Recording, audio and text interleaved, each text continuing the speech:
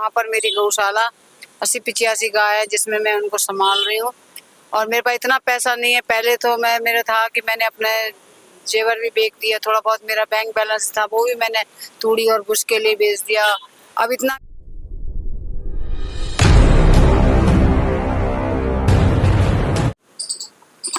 जिस तरह से गायों की हालत है, क्या कहेंगे आप? जी, श्री कृष्ण गोपाल गौशाला सेवा समिति ये फरीदाबाद से मीना जी चलाती हैं इसको, और ये 2013 से गायों की अंधी लाचार बैल वगैरह इनकी सबकी सेवा कर रही हैं। इनका रजिस्ट्रेशन है, और ये रजिस्ट्रेशन के साथ साथ इन्होंने सभी तरह के, जैसे रास्ते में कोई दुर्घटना में मतलब एक्सीडेंट हो जाता है किसी भी जानवर का, तो उसका गाय वगैरह या बैल जो भी होता है तो उसको ला के ही अपने यहाँ उसका इलाज करती हैं और उसकी देखभाल करती हैं। पूरी मेहनत से कोशिश ये करती हैं कि ये ठीक हो जाए।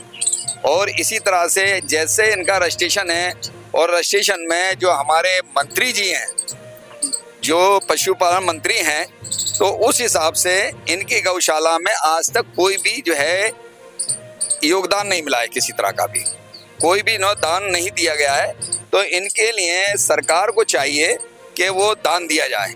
रहा सवाल ये कि जब इनके पास कोई चीज़ ही नहीं है, ये बड़ी मेहनत कर रही हैं और बहुत मेहनती संघर्षी लेडीज़ हैं। यहाँ जंतर मंतर पे, आज मैं भी जंतर मंतर पे ही हूँ, और जंतर मंतर पे इन्होंने कई एक मरतबा धरना प्रदर्शन भी किया है और काफ़ी आवाज़ उठाई है, मगर इनकी मदद करने वाला कोई भी नहीं है कहीं से कहीं तक। तो लिहाजा मेरा सभी धर्मों के लोगों से ये कहना है कि चाहे वो किसी भी धर्म का आदमी हो, चाहे वो परिंदा हो, गाय हो, भैंस हो, अगर कोई लाचार है जिसका पेट भर के खाना नहीं मिल रहा है, इंसान है, उसको हम लोगों को मदद करने का हक बनता है। इसमें ना किसी धर्म का मसला है, ना किसी का उसकी इंसानियत का और उसकी मानवता का मसला है। तो मैं भी जहाँ तक है, मैंने जो इनका साथ हूँ और मदद कर सकता हूँ, जितनी भी कर सकता हूँ बिल्कुल 100% करूँगा। लिहाजा ये मीना जी अपनी जगह पे बिल्कुल सही है। इनके यहाँ और भी गौशाला चल रही हैं, उन गौशालों के लिए काफ़ी मतलब जो है सरकार या योगदान और दूसरे लोग कर रहे हैं, इसी तरह से इनका भी योगदान करें। मेरा सभी भाइयों से ये कहना है, इनके इस टाइम पे गौशाला में जो टीन टप्पर जो उसके लिए सर्दी का टाइम है वहाँ नहीं है, तो उस टीनें भी लगनी है और भी चीज़ें कही गए जहाँ के वो परेशानी इनको वो भुगतनी पड़ रही है। जानवर ठंड का टाइम है कि किस तरह से रात को ओस गिरेगी, बारिश होगी तो वो किस तरह से, दिन में अगर इनके पास पैसा नहीं हो पाता है, मजबूरी है, जितना कर सकती हैं। और अच्छे परिवार से भी हैं, ठीक ठाक परिवार से, ऐसा नहीं है जो मतलब परिवार से मतलब वो परिवार से ठीक ठाक हैं, ये अपने बहुत अच्छे परिवार से भी हैं।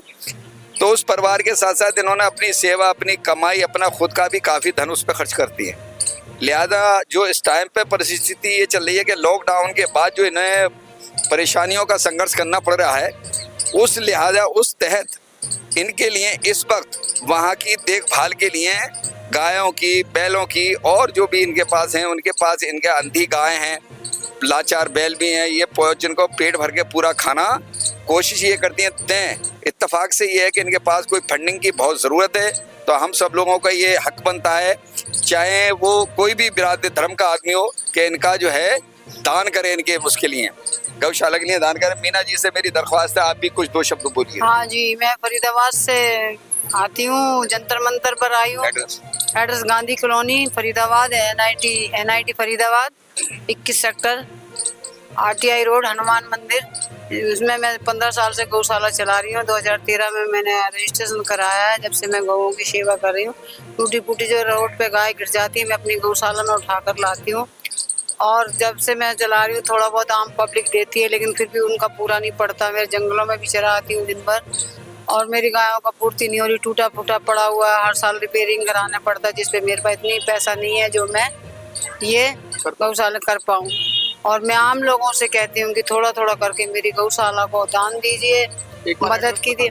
एड्रेस बता रही हूँ कि Faridabad, NIT Faridabad, Gandhi colony, NIT Faridabad, और RTI रोड, हनुमान मंदिर, गौशाला श्री कृष्ण गोपाल गौशाला। वहाँ पर मेरी गौशाला 80-85 गाय है जिसमें मैं उनको संभाल रही हूँ। और मेरे पास इतना पैसा नहीं है। पहले तो मेरा था कि मैंने अपने जेवर भी बेच दिया, थोड़ा बहुत मेरा बैंक बैलेंस था वो भी मैंने तूड़ी और बुश के लिए बेच दिया। अब इतना मेरे पास नहीं हो पा रहा कि मैं उनका दोनों टाइम पेट भर सकूं। और मैं जनता से प्रार्थना करती हूँ, आप लोगों से प्रार्थना करती हूँ कि मेरी गौशाला को जहाँ तक वो बढ़कर मदद करें, उनको चारा की, टीन की, हर चीज़ की व्यवस्था कराएं।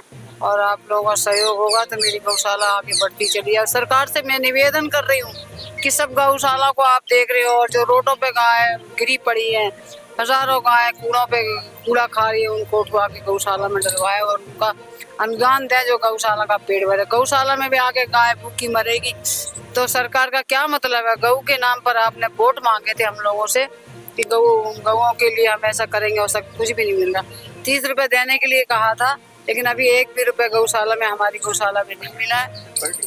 पर डे 30 रुपए है। और अब की मेरे गौशाला में तो सरकार में कितने नेताओं के पास जाकर मैंने हाथ जोड़ा कि सर एक बार चलकर देखिए हमारे, लेकिन जब से 2013 से मेरी गौशाला में अभी तक अनुदान नहीं मिला। आम आदमी थोड़ा थोड़ा चला रहा। लॉकडाउन से मैं इतनी परेशान हूँ जिसमें कोई समझ नहीं सकती। बेजबान जानवर है, उनको अगर मैं बाहर निकाल देती तो वो गिर के मर जाएंगे। इसमें हम हिंदुओं को पाप लगे। मैं एक हिंदू औरत हूँ, एक विधवा औरत हूँ, जिसमें मैंने अपने बच्चे छोड़ दिए कि मैं इन गौशाला गौओं की सेवा करूँ। और हर इंसान से मैं ये कहती हूँ, हर हिंदू धर्म से, हर जाति के लोगों से कहती हूँ कि गऊ एक हमारे धर्म में देवता मानी गई। 36 करोड़ देवता इस गाय में निवास करते हैं। अगर इनकी सेवा रही तो परमात्मा आपको इतना सुख देगा और आपको आशीर्वाद मिलेगा। अगर जो भी गौ माता को मानता है, ईश्वर को मानता है, हर जाति के लोग थोड़ा थोड़ा देते हैं, लेकिन इतना नहीं हो पाता, उनके पास भी इतना नहीं हो पाता कि मैं आम आदमी से कहना चाहती हूँ कि मेरी गौशाला को अनुदान दें और जो जितनी भी हिम्मत बढ़ के आगे बढ़कर हमारी गौशाला को। धन्यवाद। पीछे